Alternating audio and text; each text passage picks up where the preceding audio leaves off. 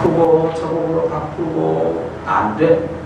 그래서 이번에는 슬픈 찬송이 아니라 기쁜 찬송을 불렀더니 이 찬송은 1시간 동안 불러도 멀쩡한 거 있죠. 왜 그래? 이유가 뭘까? 이유가 뭐예요? 생명제 이유가 뭘까요? 나도 모르겠어요. 답이 없어요. 근데 신기한 것은요, 제가 그때부터는요, 그 출판사에 가서 일하고 서점 가서 책 보고 다시 내려와서 일하고 이랬다 했잖아요. 서점에 올라가서 책을 펼치면 기도 중에 일어난 그런 문제에 대한 해답이 보이는 거 있죠. 그래서 왜 안 되는지, 내가 하고 싶은 걸 왜 슬픈 마음에 빠져서 차량맞게 구성지게 하고 싶은데 왜 안 되는지 이유를 알게 됩니다. 기도하는데 성령께서 인도하시는 거예요. 그래서 나로 하여금 배우게 하시는 거예요. 그때부터 기도하다가 현상 나타나면 책을 보면 거기서 그 일에 대하여 가르치는 거예요. 이래 가지고 내가 10월 한 달 내내 이런 교육을 받았어요. 성령께로부터. 아마 기도에 대해서 나보다 더 많이 기도하고 한 사람들은 있겠지만 기도 중에 일어나는 현상에 대해서 이런 식으로 교육받은 사람들은 그렇게 흔치 않습니다. 그래, 길을 가다 막히면 안내자가 나타나고 가다 막히면 안내자가 나타나는 이런 것과 마찬가지로 기도에 대하여 커리큘럼을 가지고 하나하나 가르쳐 나아가는 일이 일어난 거예요. 그래서 한 달 내내 기도하고 책을 읽고 답을 알고 기도하고 책을 읽고 답을 알고 이러는 과정을 쭉 거쳐간 거죠.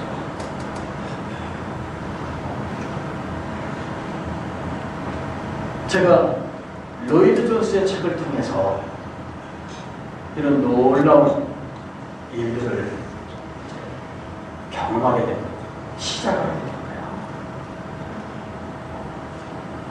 군대를 갔는데 우리 부대에 이단 종파가 있어서 어떤 병사가 교회 올라오는데 이 친구가 얼마나 그 이단 종파에 열심인지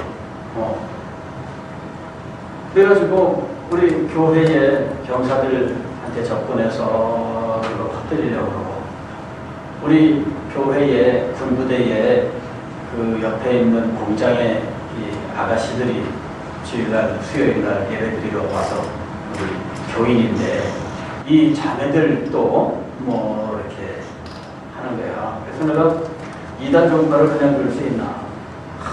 근데 이 불러서 뭐라고 말해야 될지 참 난감한 거 있죠.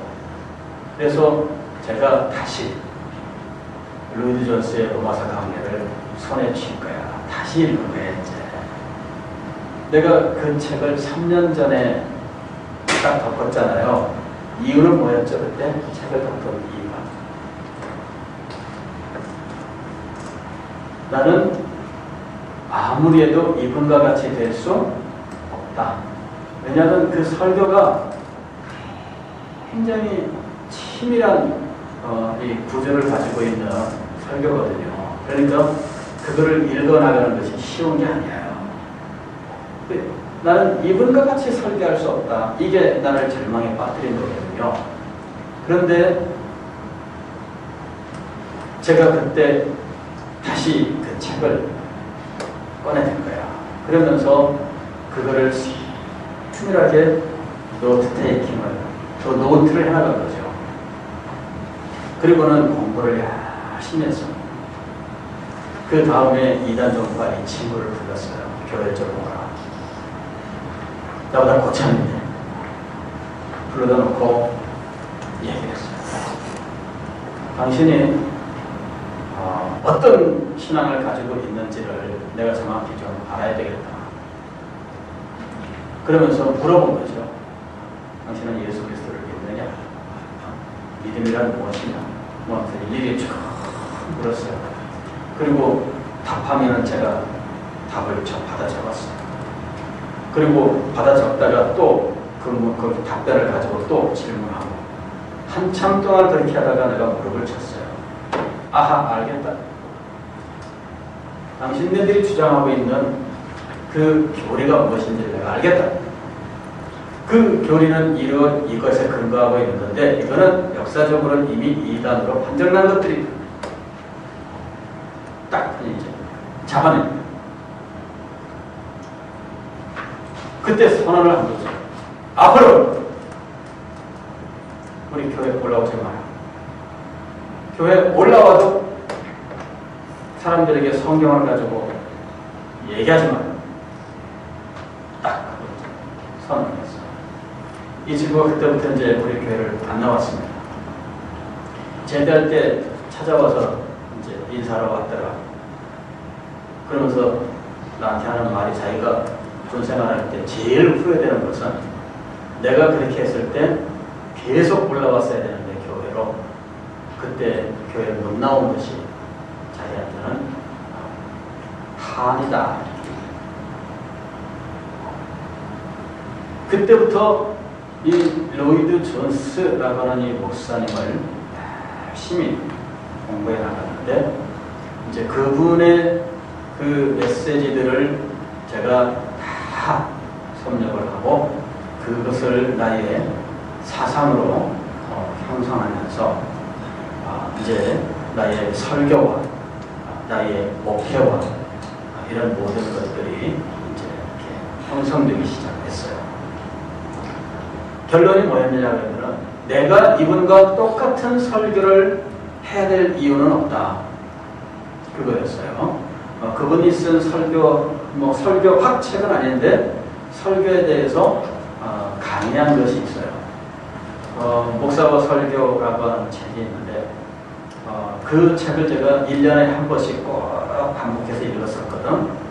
근데 거기서 그분이 얘기하는 게 뭐냐면은 설교자들은 각자 자기의 특징이 있기 때문에 누구를 흉내내려고 하면 안 된다. 이런 것이거든요.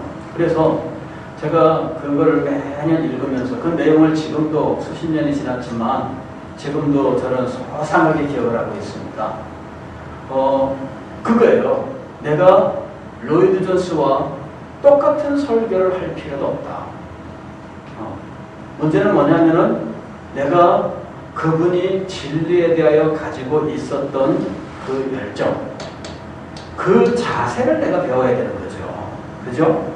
진리를 대하는 자세, 이것을 설교하는 자세, 진리에 대한 그의 헌신, 이런 것들을 내가 배우고 그 다음에 진리에 확고하게 서는 것, 그것이 내가 할 일입니다.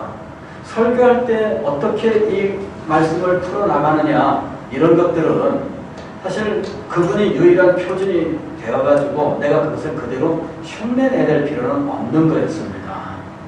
그래서 결론은 내가 그분과 똑같이 설교할 필요가 없고 나는 하나님께서 내게 주신 은혜를 따라서 설교를 하면 되는 거다. 이렇게 결론을 내리고 자유를 얻었어요.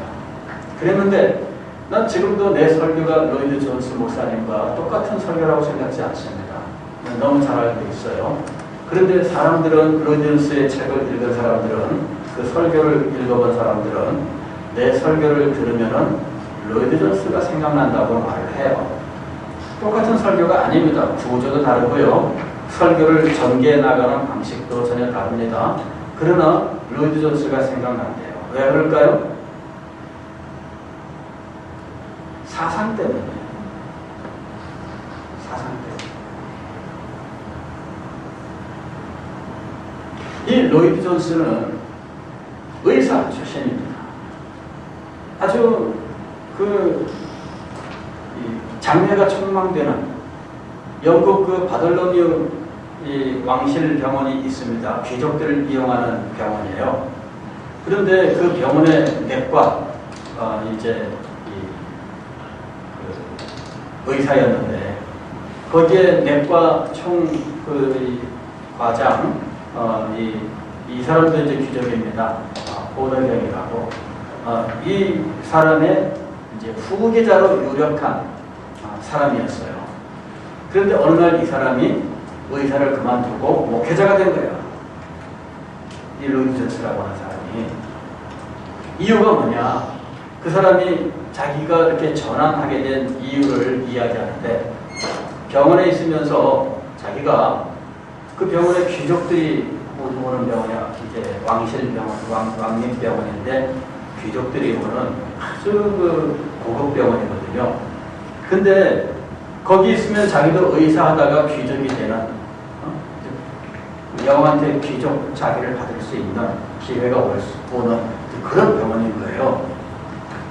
근데 거기에 오는 이 환자들, 그 사람들 병 고치는 일에 힘쓰다가 어느 날 그런 생각이 든 거지.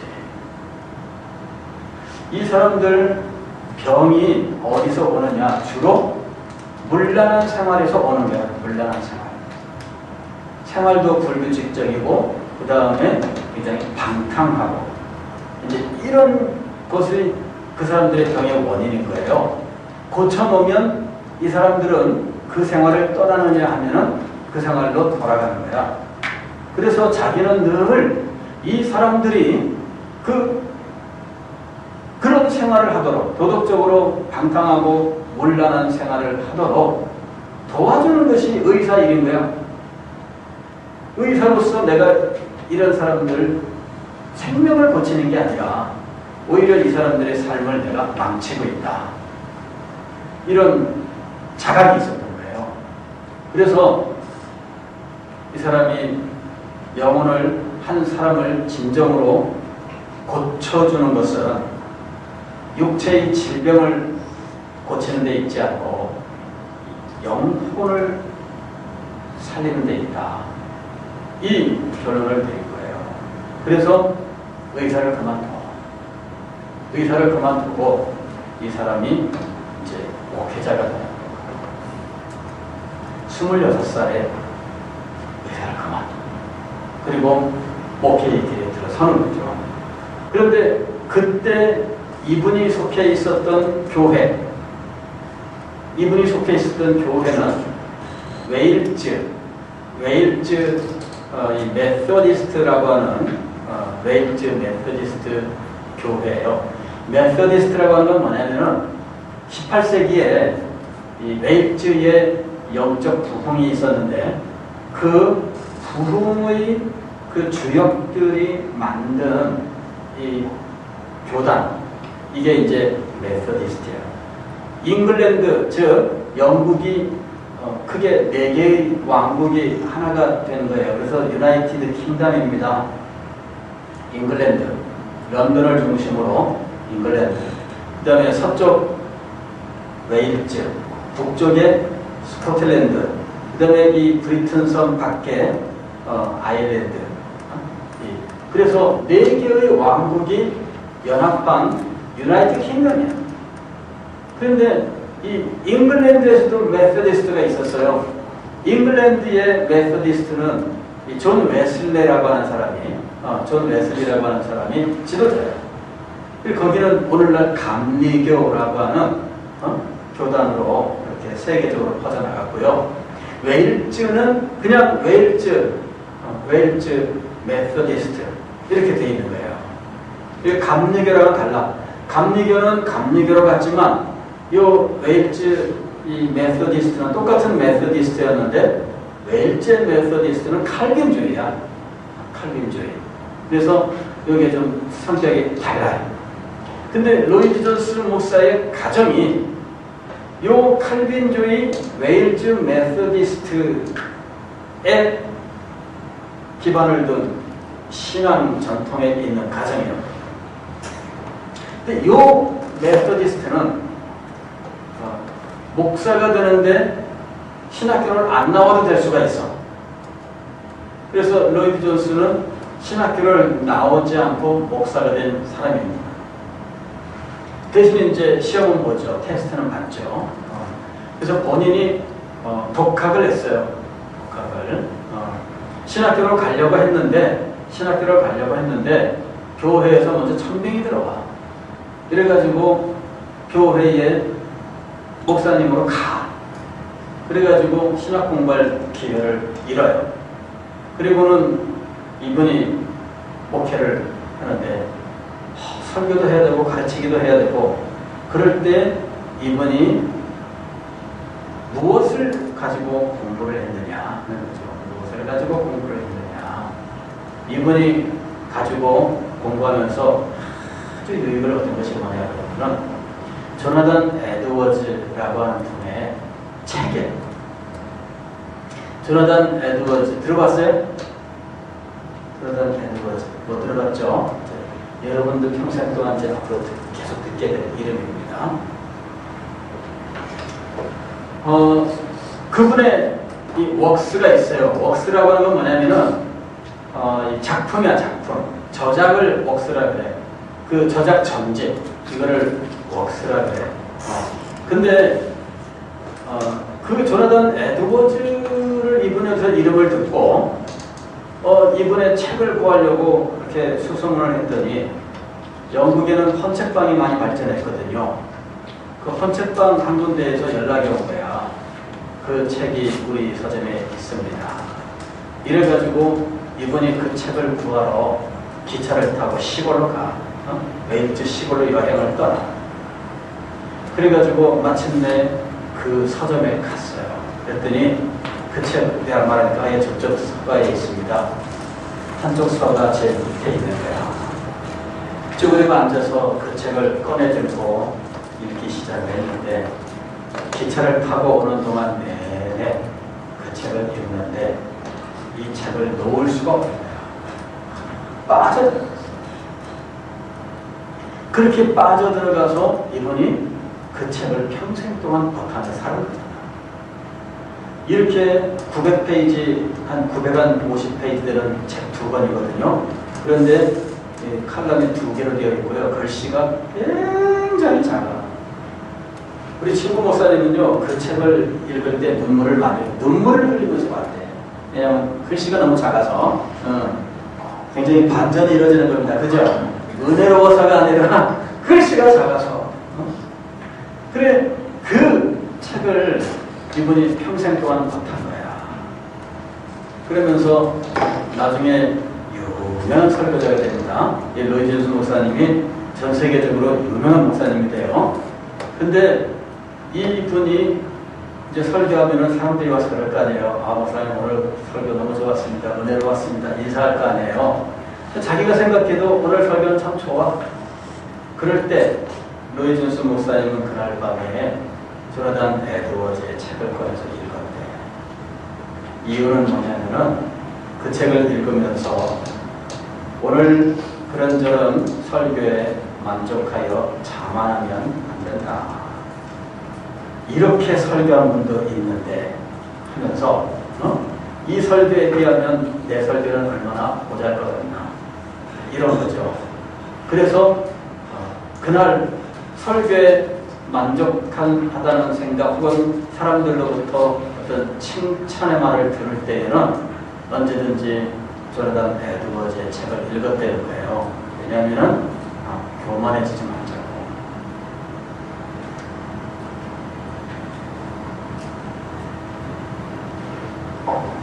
자, 여러분, 저의 다음 여정은 어디로 갈까요?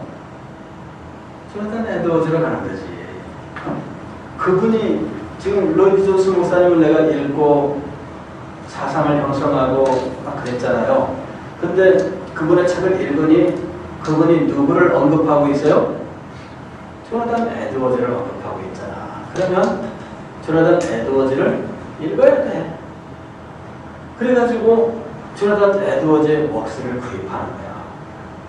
국내에 없어서 외국에다가 주문했어. 외국에다가.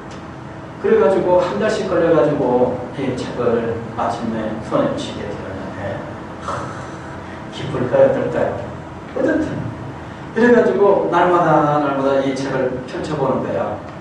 읽지는 않고 이게 하얀 건 종이요 검은 건 글씨구나 이러면서 이제 넘겨보는 거지. 그리고 이것이 바로 그 유명한 그 설교구나 이러면서 이제 틈나는 대로 또 이제 읽어보기도 하고 이제 해요. 역시 눈물 나는 책입니다. 글씨가 너무 작아서, 그죠?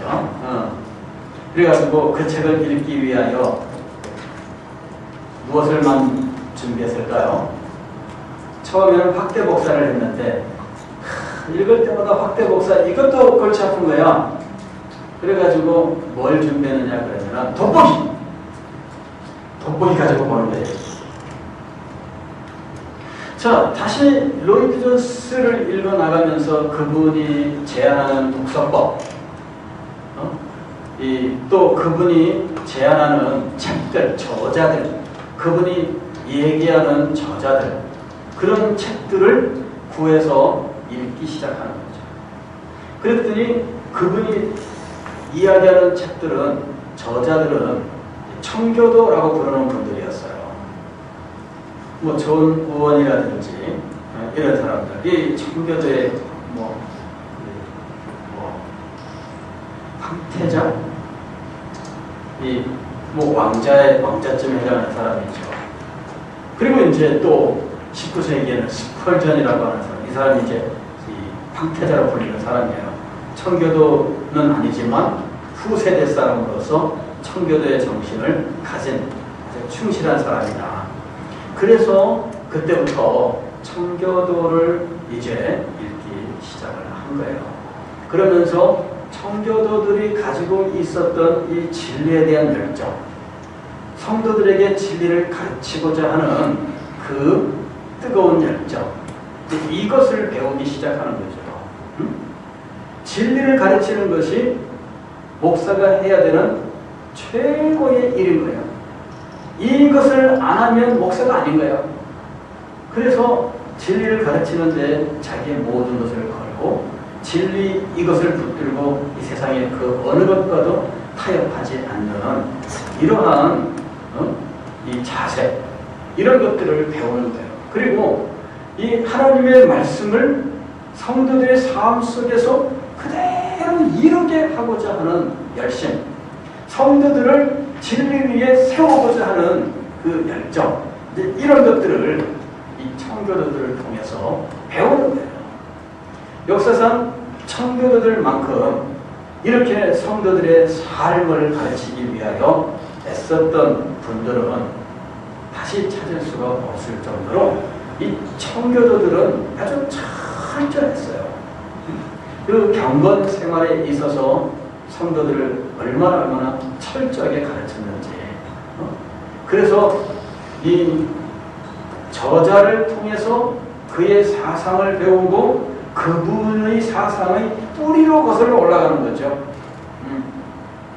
그분의 사상의 뿌리로 거슬러 올라가서 청교도들을 공부하고 그 다음에 이분이 가지고 있었던 성령론과 부흥의 소망을 가지고 나도 부흥을 소망하면서 부흥의 시절에 하나님께서 사용하시는 이 설교를 하나님이 사용하신다. 이 믿음을 가지고 설교하는 일에 힘을 썼던 거예요. 그래서 설교를 하면서 3시간, 4시간씩도 설교하고 그렇게 했던 거예요. 우리 교회 와서도 청년부 수련회에 가면은 3시간 반, 4시간씩 설교를 했거든요. 한 번은 어느 해 수련회에선가는 첫날 3시간 반 설교하고 그 다음에 두 번째 날 2시간 반 설교를 했더니 세 번째 날 아침 식사하면서 한 자매가 목사님 저희가 잘못했나요? 이러는 거야. 그래가지고 아니 잘하고 있는데 왜 그래? 그랬더니 목사님 설교가 너무 짧아지셔가지고 목사님 그래서 실망하셨는지 걱정이 된다고 그래서 물어봤다는 거예요. 아니 잘하는데 괜찮아요. 야 어제는 2시간 반이나 했어. 그랬더니 그 전날 3시간 반 했는데요. 이러는 거예요. 그게 정상이라고 보여요? 유전자매? 그래야 된다고 생각돼요?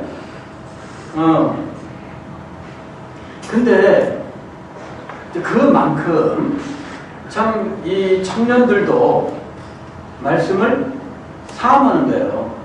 물론 뭐 설교를 길게 한다고 무조건 좋은 건 아니겠죠. 그러나 그 긴 설교가 단지 길이 때문이 아니라 메시지라고 하는 것이 있기 때문에 그것을 사모한 거잖아요. 그러면서 나보고 그렇게 이야기를 할 때, 갑자기 도전되는 거야. 이거 오늘 밤에는 4시간 할까? 그죠? 오늘 밤에는 이거 그래서 여러분, 그런 세계가 있다는 거야. 그런 세계가. 지금 우리 청년부는요, 그런 시대가 지나고 난 다음 세대입니다. 여러분들이 지금. 그때는 우리 청년부가요, 한 70명 정도가 주일 출석을 했어. 우리 교회 같은 경우는 이렇게 큰 교회가 아닌데도 청년들은 한 70명 이렇게 출석을 했다는 거죠. 그러니까는 굉장히 하나님께서 은혜를 많이 베푸셨던 때가 있었어요. 근데 그런 분들 다 이제 훈련받고, 유학도 가고, 직장 때문에 서울로 올라가고, 결혼하고 난 다음에 또 가고, 신학교 가고 난 다음에는 이분들 또 사역하러 나가고, 이렇게 하다 보니까는 청년들은 계속 이제 빠져나가는 거야. 우리 우리 박수진 집사님도 갔다가 온 거잖아, 지금. 서울에 직장 때문에 서울로 갔다가, 근데 다시 또 부산 쪽으로 직장 때문에 다시 오게 된 케이스인데, 이게 이렇게 다시 돌아온 케이스는 또 유일해, 지금 보면은. 참. 다 가면은 거기서 어떻든 정착하려고 또 이렇게 하는데, 그러다 보니까 청년들을 하나님께서 한때 많이 보내셔서 열심히 가르쳤어요. 열심히 가르쳤고, 그때 정말 열심히 배웠거든요. 그리고 정말 헌신적이었어. 한번 홈커밍데이에서 그 친구들 다 한번 모여보면 굉장할 거야. 그 많은 인원들이, 그 사람들이 어떤 사람들인지 증언, 여러분들이 그 사람들의 증언을 들으면 우리 소대신교회에서 어떻게 말씀을 배우고 어떻게 신앙생활을 하고 헌신했는지 들어보면 아마 다를 거예요.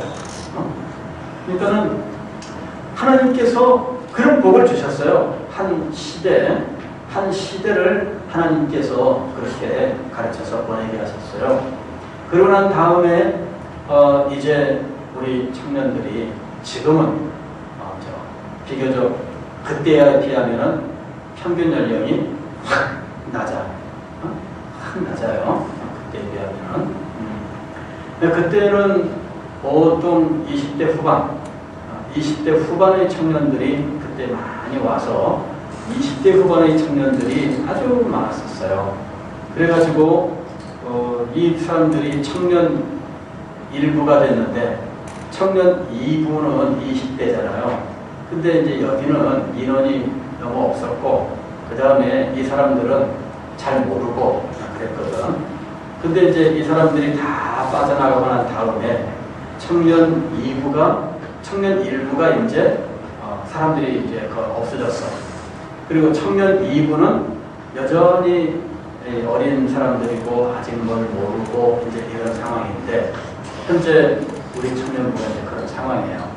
그래서 제가 금년에 특별히 우리 청년들에 대해서 우리 수련회를 통해서 이런 역사들과 그리고 우리 청년부가 앞으로 소망하며 나아가야 될 것에 대해서 특별히 말씀을 좀 드려야 되겠다. 왜냐하면 지금 이 청년들을 잘 몰라. 장호영 목사님 이름은 알지 몰라도 장호영 목사님이 어떤 사람인지를 몰라. 근데 장호영 목사님에 대하여는 별로 애착이 없어. 사실은. 근데 예전의 청년들은 안 그랬어요. 예전의 청년들은 장호영 목사님에 대한 사랑과 존경과 애착이 있었어요. 그래가지고 정말 말 한마디 하면은 정말 절대 순종하면서 열정적으로 했었거든요. 근데 지금 청년들은 몰라. 내가 이런 저자들, 뭐, 로이드 존슨이, 조나단 에드워즈니, 존 원인이, 뭐, 이런 그 사람들 이야기를 해도 처음 듣는 사람들이고요. 그 사람들의 사상을 받아서 내가 정말 목회를 합니다. 그럴 때 그게 무슨 의미인지를 모르는 거야, 여기 있는 분들은. 그리고 이것이 얼마나 귀중한 것인지를 모르는 거예요, 지금. 이런 것들을 정통파로서 그리고 깊이 있게 그 가르쳐 주는 것에 대하여 아무런 그 의미를 느끼지 못하는 거예요, 여러분들은. 그래서 제가 여러분들에게 이런 부분에 대해서 이야기를 하려고 하는 거예요. 사실은 신학생들이건 목사님들이건 저한테 배우고 싶어하는 분들이 굉장히 많아요. 저한테 배우고 싶어서 지금도 늘 그 스터디 모임을 합니다. 어제 번개 모임 갔다 와서 번개 모임을 갔다 왔는데 내가 쌌어. 뭐 같이 내가 사지. 근데 이분들이 배우고 싶어하는 거야. 배우고 싶어. 이 목사님들이. 그래서 여러분 이분들도 배우고 싶어하는 그거 그리고 만나서 대화를 하면은 반드시 자기들에게 유익이 있다. 이거를 알고 대화하고 싶어하는 바로 그거. 그런 것들을 여러분들도 가져야 된다는 거예요. 근데 그런 부분에 대해서 말해줄 수 있는 사람들이 지금은 우리 교회 안에 거의 없는 거예요. 이제 다 떠나간 거예요. 지금 청년들 가운데. 우리 김은준 우리 형제 참 꼬맹이 때부터 스르르한 스르네는 무조건 다 따라다녔거든. 그때 저 꼬맹이는 왜 스르네 와서 그렇게 말썽만 피우냐. 그래가지고 이 은준 형제가 하여튼 뭐 스르네는 꼬맹이 때부터 중고등부 수련회 따라와 청년부 수련회 따라와 하여튼 수련회 전문 요원이었어. 근데 이제 은혜를 받아야 되는데 수련회 갔으면 이제 이번에 은혜 받으세요. 이번에 은혜 받고 우리 은준 형제 이제 좀 알아야 됩니다. 우리 교회에서 장호영 목사님이 무슨 일을 한 사람인지를 알아야 돼. 그리고 그 밑에서 배우는 사람들은 어떤 신앙을 갖게 되는 건지를 알아야 돼요. 내가 예전에 우리 교회 청년들 중에 어느 선교단체에 제자훈련을 받으러 가는 사람이 있었어요. 그런 사람들이 여러 명이 있었어요. 그래서 내가 노발대본을 했어요. 우리 교회에서 가르치는 사람이 없어서 그기 배우러 가나? 가지 마라. 장로인 목사의 메시지에 은혜를 받고 그 신앙 지도에 어떤 그 메시지를 듣고 깨닫고 은혜를 받고 그러는 일들이 먼저 있어야 된다. 먼저 있어야 된다. 그러면 다음에 필요하면 얼마든지 배우러 갈 수 있는 거다. 근데 그게 안 되는데 배우러 가는 건 안 된다. 그게 안 되는데 배우러 가는 건 안 된다. 왜? 헌기 목사의 설교에 은혜를 받지 못하면서 뭘 배우러 가냐는 거예요. 집중은 헌기 목사의 메시지에 은혜 받고 깨닫는 것에 먼저 집중을 해야지. 그렇다면은 그러면서 내가 얘기를 했어요. 여러분들이 선교단체, 어떤 선교단체를 가도 나보다 더 잘 가르치는 사람은 만날 수 없다.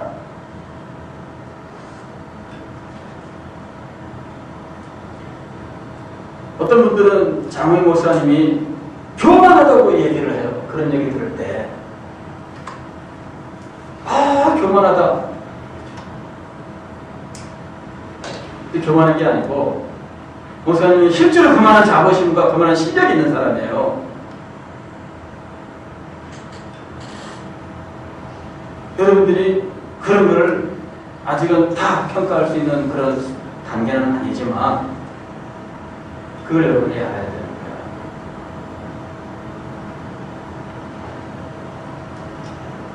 거야. 여기서 배워야 돼. 여기서. 여기서 장로님 목사님의 지도를 받고 말씀을 깨닫고 진리 훈련을 하고 여러분들이 여기서 뭔가를 받아야 돼. 근데 그런 것에 대한 인식이 없다는 것이 내가 이제 안타깝게 여기는 거예요. 사실은 내가 청년부를 이제 지도하려고 했더니 이제는 연령 차이가 많이 나는 거야, 내가. 그래서 여러분들이 볼 때는 아버지 같고, 그지? 아버지 같고. 아버지 하면은 우리나라 사람들은 좀 멀잖아, 그죠? 좀 부담스럽고. 근데 내가 생각을 했어요. 그러면 목사는 40까지만 하고 다 은퇴해야지. 그렇죠? 목사는 성도들의 연령과 상관없이 진리를 가르치는 사람이에요. 목사가 자기 연령 때문에 가르침에 제약을 받는다면 그거는 문제가 있습니다. 내가 나이가 있기 때문에 초등학생들을 지도를 못한다. 문제 있는 겁니다. 내가 나이가 있기 때문에 청년들을 지도하지 못한다. 그러면 그거 문제입니다. 청년들이 목사님의 나이가 많아서 일단은 안 돼요. 이렇게 해서 마음을 닫아 버리면 그것도 문제입니다. 그렇죠? 하나님이 진리의 말씀을 가르치도록 세운 사람이 이런 나이 차이 때문에 그 자격이 없다는 이런 일이 된다면 그게 합당하냐 이거예요. 회장님 어떻게 생각하세요? 사역자는 그것을 넘어서는 거예요. 그걸 넘어서야 됩니다. 그거는 사역자 자신도 그걸 알아야 되고요. 믿어야 되고요. 여러분들도 믿어야 돼요. 제가 그런 생각을 했어요. 50대 이제 후반이 됐고 이제 뭐 조금 있으면 나도 이제 60이 됩니다. 근데 그러면 이제 나는 이제부터는 은퇴를 기다리면서 나머지 10여 년의 세월을 그냥 기다려야 되고 성도들에게는 나이 많아서 잔소리하는 목사로 그 세월 동안 이렇게 외면받아야 되나 생각을 했더니 또 그런 문제를 놓고 제가 기도를 합니다. 그랬더니 주님께서 주시는 답은 아니다. 세월이 흐를수록 목사는 뭉숙해지고 세월이 흐를수록 더 깊어지고 세월이 흐를수록 간단한 말이 더욱더 가마력이 있게 되는 이게 진짜인 거예요. 그죠? 그렇게 돼야 되잖아. 그래서 너는 그렇게 돼야 된다. 그리고 그렇게 된다. 이게 주님께서 주시는 답이에요.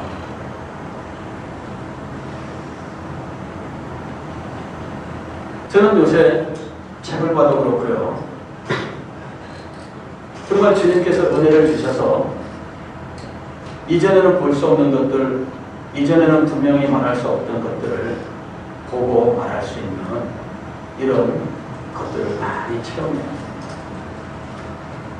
그래서 제가 말씀을 보면서도 이제는 이걸 읽고 나서 이거는 학자들이 지금까지 다 잘못 말한 거다.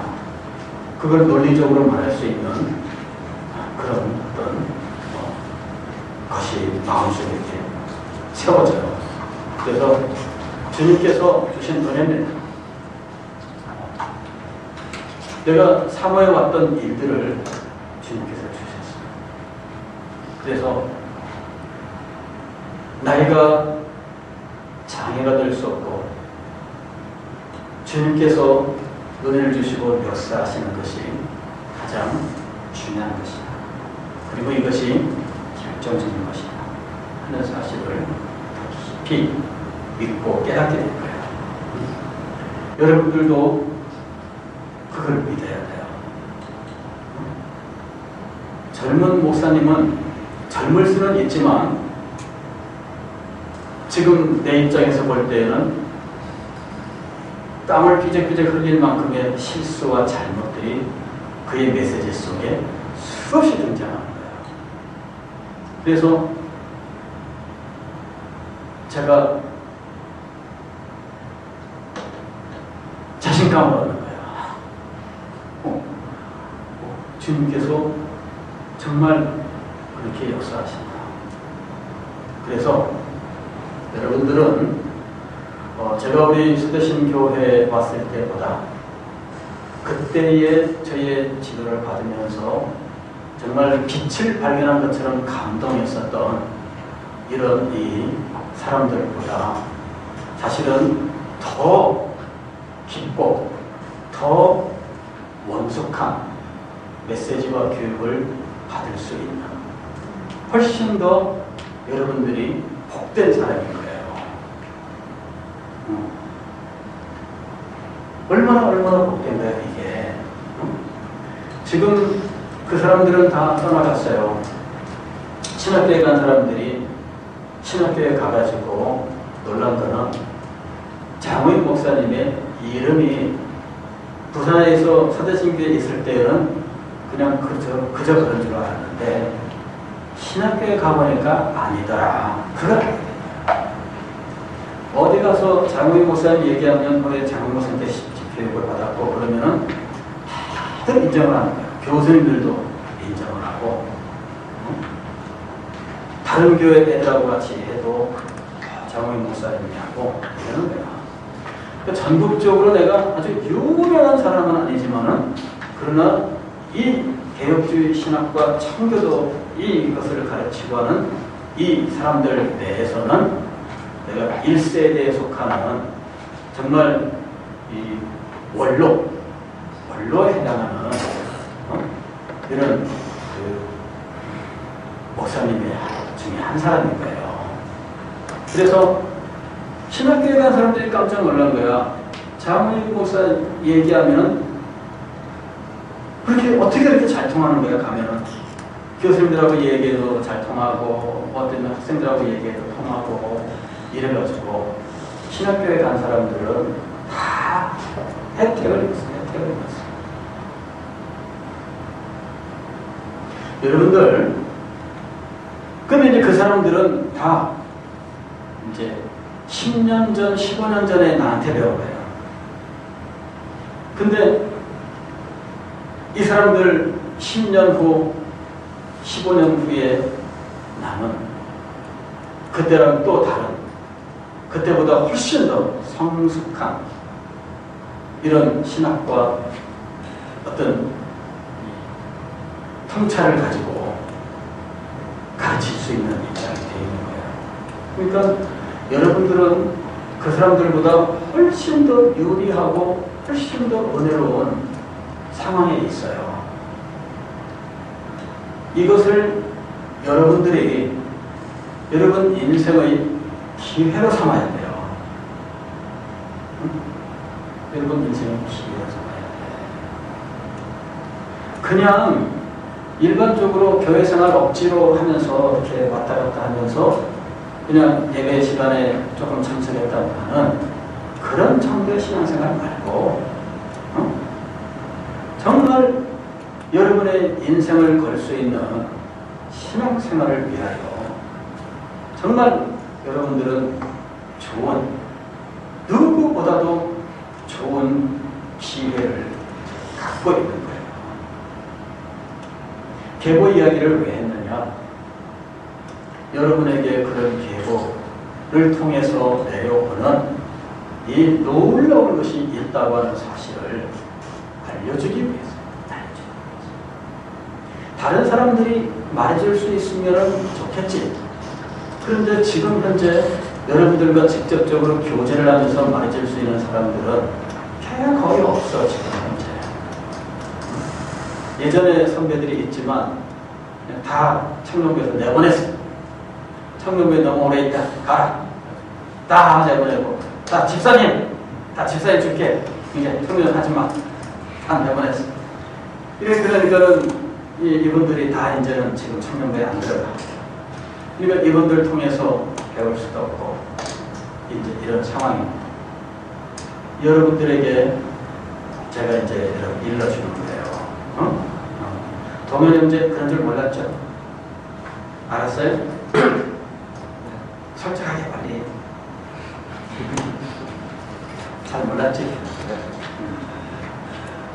동현이가 착합니다. 착하고 참 그 마음도 참 좋고 그래요. 근데 저 친구도 교리반을 안 했어. 다음에 하세요. 교리반을 해야 돼. 교리반을. 그래야 진정으로 알게 돼요. 예전에 있던 사람들은, 많이 한 사람들은 8번, 9번까지 했어요. 그리고 수준자면은 몇 번 했나? 7번 했나? 8번? 자기도 그동안에 빠지지 않고 교리반 계속 공부를 했는데, 할 때는 힘들어도 그 진행하면서 다음번엔 못하겠어 이러던 사람들이 쉬는 동안에는 목사님 언제예요? 또 물어봐. 그러면서 또 해. 이래가지고 교리반 공부를 7, 8번씩 이렇게 진행한 사람들이 많이 있습니다. 우리 5자매도 교리반 몇 번 했나? 2번? 3번? 2번?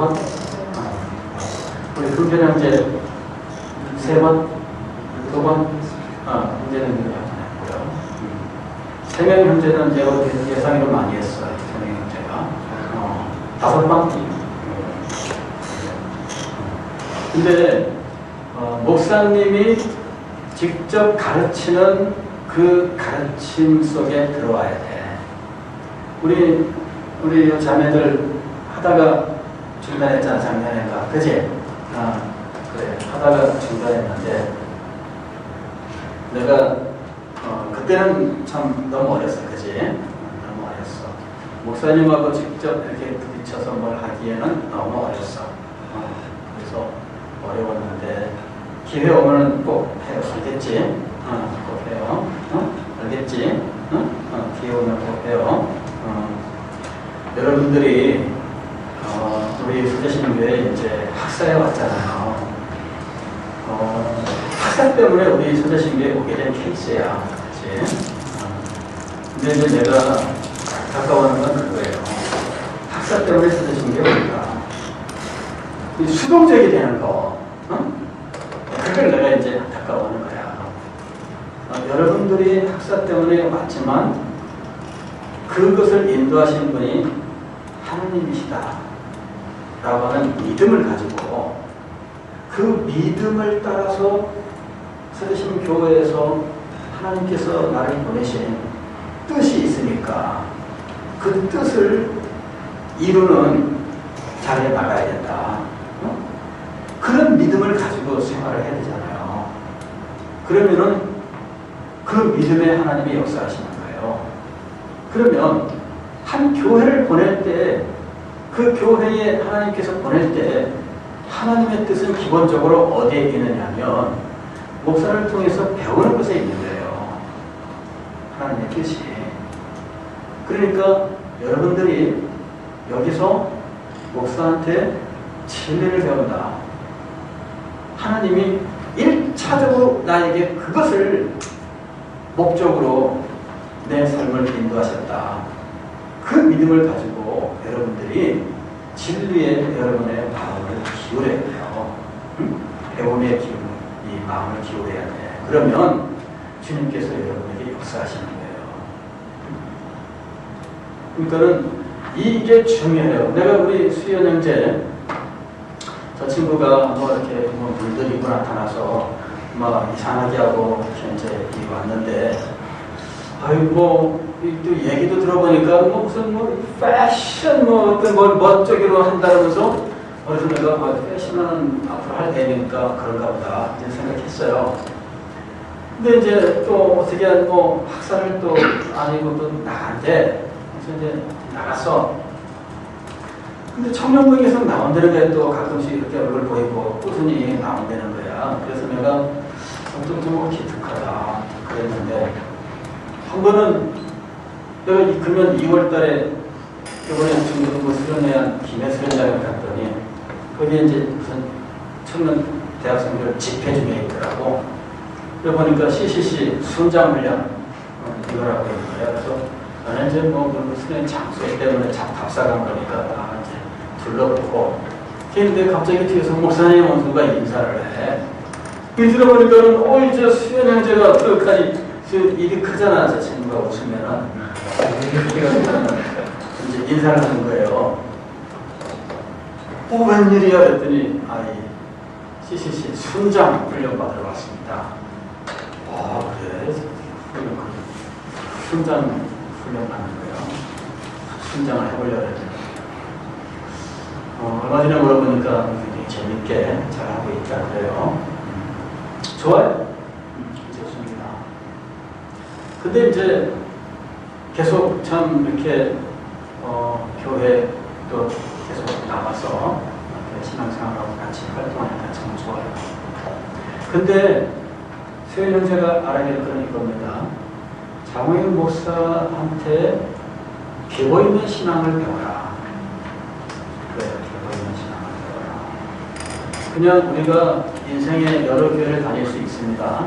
그러나 그때마다 그냥 다니는 것이 아니라 계보를 가지고 신앙생활을 하는 사람이 되어야 된다는 거죠. 가령 디모데 목사에게 사도 바울이 이야기하잖아요.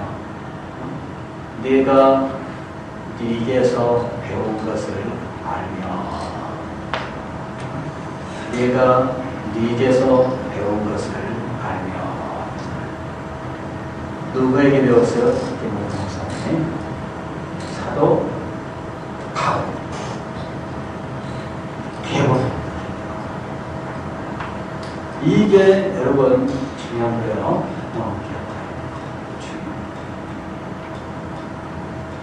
서지신교회에서 여러분들이 신앙생활 할 때는 이 청교도 그리고 청교도가 속해 있는 이 정통주의라고 하는 이 종교개혁 이후에 이 시대가 있어요.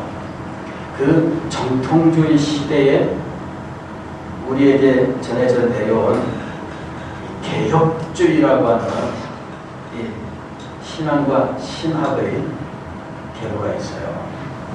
이것이 오늘날 우리 대한예수의 장로의 이 교단 신학과 신앙이 되어 있는데